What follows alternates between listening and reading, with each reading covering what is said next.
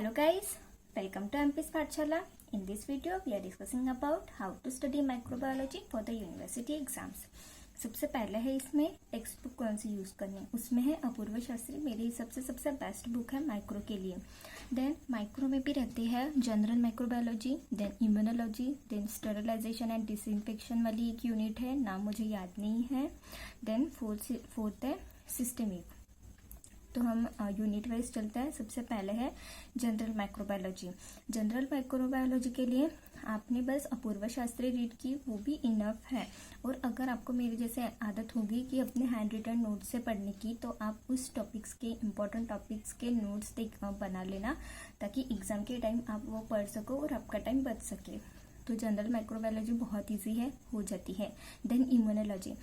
Generally होता क्या है, मतलब जितना मैंने सुना है, लोग इम्यूनोलॉजी माइक्रो से अच्छे से करते हैं, बिकॉज यहाँ पे ये टॉपिक बहुत वास्ट है।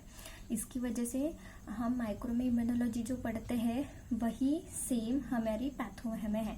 आई थिंक 99% तो ऑलमोस्ट सेम है। 1% कुछ चीज़ें पैथो में एक्स्ट्रा दी है, एक्स्ट्रा टॉपिक्स है जो इम्पोर्टेंट है, वो आप पैथो से पढ़ लेना। बाकी इम्यूनोलॉजी आप माइक्रो से पढ़ लो, ताकि वो पैथो में भी कवर हो जाए। For example hyper sensitivity reactions वगैरह बहुत कुछ टॉपिक सेम है, तो आप माइक्रो में पढ़ लो, वहाँ पे पैथो में भी हो जाएगी।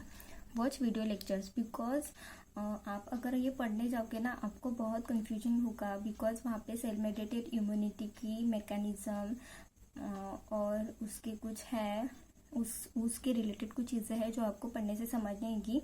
इसलिए आप वीडियो लेक्चर्स देख लो, आपको इजी हो जाएगा। Then read Apurva Shastri, then make notes and highlights the important table. Highlights important table मैंने क्यों कहा है, बिकॉज इम्यूनोलॉजी में बहुत सारे टॉपिक ऐसे हैं जहाँ पे डिफरेंस बिटवीन पूछे जाते हैं, जैसे एक्टिव इम्यूनिटी, पैसिव इम्यूनिटी में difference, primary response, secondary response में डिफरेंस, ऐसे कुछ टेबल्स है जो इम्पोर्टेंट है।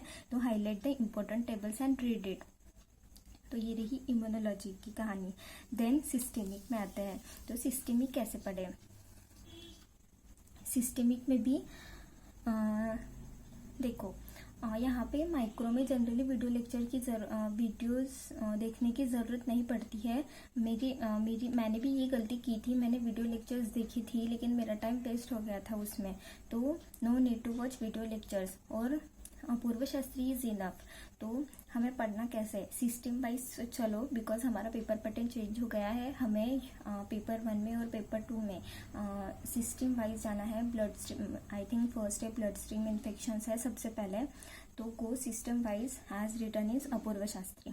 तो ये कैसे पढ़े, जैसे सबसे पहले है शायद वहाँ पे बैक्टीरियल इन्फेक्शंस। अगर एक बैक्टीरिया जो डिसीज कॉज करता है वो है फॉर एग्जांपल एंटेरिक फीवर, तो वहाँ पे कैसे, सबसे पहले मॉर्फोलॉजी देख लो, बिकॉज कभी कभी क्या होता है वो लोग मॉर्फोलॉजी भी पूछते।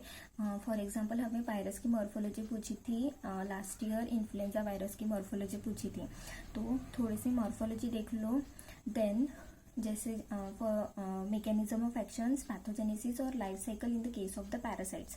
मैकेनिज्म ऑफ एक्शंस जनरली क्या होता है, कुछ बैक्टीरिया टॉक्सिन्स रिलीज करते हैं, तो उनकी मैकेनिज्म ऑफ एक्शंस और पैथोजेनेसिस बहुत इंपॉर्टेंट है, वो एग्जाम में स्पेसिफिकली पूछते हैं। और लाइफ साइकिल्स ऑफ पैरासाइट तो इम्पोर्टेंट है ही। देन पैथोजेनेसिस हो जाने के बाद वो बैक्टीरिया डिसीज कौन कौन से कॉज करता है। जनरली एक डिसीज, मतलब जनरली क्या होता है, जैसे डिसीज कॉज बाय देम, मुझे याद नहीं है, स्टेफाइलोकोकस ऑरियस के शायद हमें डिसीज पूछे थे कि वो कौन कौन से डिसीज कॉज करता है, तो ये भी आप थोड़ा देख लेना।